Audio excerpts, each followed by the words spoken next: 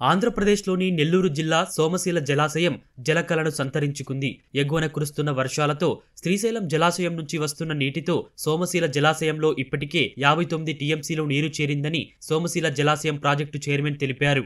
కండలేరు జలాశయానికి 8000 క్యూసెక్కుల నీటిని వరద కాలువ నుంచి విడుదల చేస్తున్నామని, ప్రస్తుతం కండలేరు జలాశయంలో 33 టీఎంసీల నీరు చేరిందని తెలిపారు. సోమశీల జలాశయంలో ఆగస్టు మాసంలోనే 50 టీఎంసీలు దాటడం ఇదే మొదటిసారని ఆయన అన్నారు. ఆగస్టు మాసం చివరి నాటికి జలాశయం పూర్తి సామర్థ్యం 78 టీఎంసీలు నిండిపోయే అవకాశాలు ఉన్నాయన్నారు. రాబోయే రబీ సీజన్ కి రైతులకు ఎటువంటి ఇబ్బంది లేకుండా సాగునీరు సమృద్ధిగా ఇవ్వడం జరుగుతుందన్నారు. పైన ఇన్ఫ్లో 25,000 క్యూసెక్ల ఇన్ఫ్లో డ్యామ్లోకి వస్తా ఉంది. పైన నుంచి ఏ రకంగా చూసినా కూడా ఈ సంవత్సరం రైతులకు అందరికి కూడా శుభసూచకం.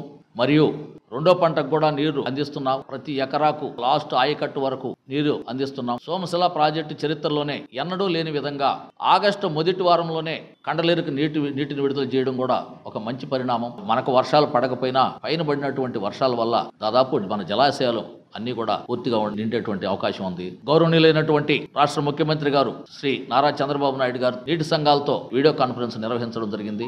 నీటిని పొదుపు చేయడానికి ఏ చర్యలు తీసుకోవాలో, అదేవిధంగా సిల్ట్ క్లియరెన్స్ కానివ్వండి, జంగిల్ క్లియరెన్స్ కానివ్వండి, చెక్ డ్యాములు కానివ్వండి, ఎక్కడైనా పూడికలు ఏమున్నా సరే తీసి ఎక్కువ నీటిని, 1 సంవత్సరం వర్షం పడితే తర్వాత 2 సంవత్సరాలు మనకు నీటి ఎద్దడి లేకుండా చేసే విధంగా మనం చర్యలు తీసుకోవాలని చెప్పి ఆయన చాలా క్లియర్గా అధికారులకి, అదేవిధంగా నీటి సంఘాల వాళ్ళకి ఇన్స్ట్రక్షన్స్ ఇచ్చున్నారు. మేమందరం కూడా ఆయన చెప్పిన విధంగా ఫాలో అయ్యి ఆ విధంగా చర్యలు తీసుకొని నీటిని పొదుపు చేయడానికి, అదేవిధంగా ప్రతి బొట్టు రైతులకు ఉపయోగపడడానికి మేము చర్యలు తీసుకుంటామని చెప్పి తెలియజేసుకుంటున్నాం.